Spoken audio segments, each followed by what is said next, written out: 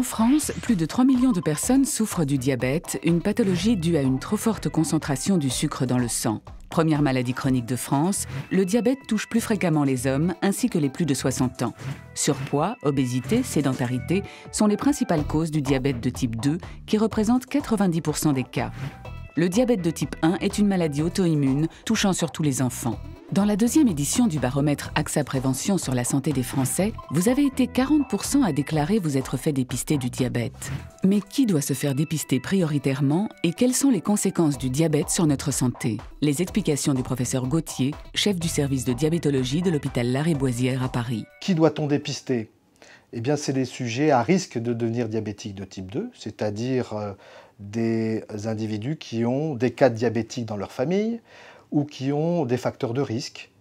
Par exemple, ils sont en surpoids, ils ont une hypertension artérielle, ils ont un taux de graisse dans le sang, cholestérol ou triglycérides trop élevé. Les conséquences du diabète, il y a d'une part les gros vaisseaux, l'infarctus du myocarde, les vaisseaux du cœur, donnant des accidents vasculaires cérébraux, et puis les vaisseaux des membres, avec l'artérite des membres inférieurs. Le diabète atteint aussi des organes très importants, comme la rétine, première cause de cécité chez les moins de 60 ans, le rein, avec la néphropathie. Concernant les nouveautés dans le dépistage du diabète, on peut proposer un autre paramètre biologique qui est celui de l'hémoglobine glyquée, qui est une prise de sang également, mais qui peut être fait n'importe quand dans la journée et qui reflète la glycémie moyenne des 3 derniers mois. Mais comment éviter le diabète et quelles sont les nouveautés dans le domaine de la prévention? Professeur Gauthier. Pour prévenir le diabète, c'est assez simple. Il faut contrôler son poids.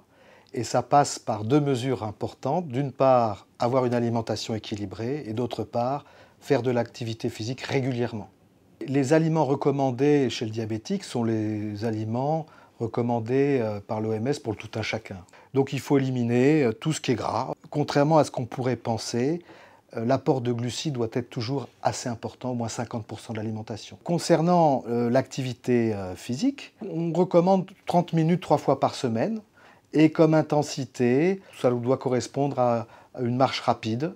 Les nouveautés en termes de prévention, finalement depuis 10 ans, on a une grande étude par continent ayant montré l'importance de contrôler son poids et que ce type de prévention, de modification de mode de vie, permettait de diminuer le risque d'avoir le diabète de type 2 de l'ordre de 50%.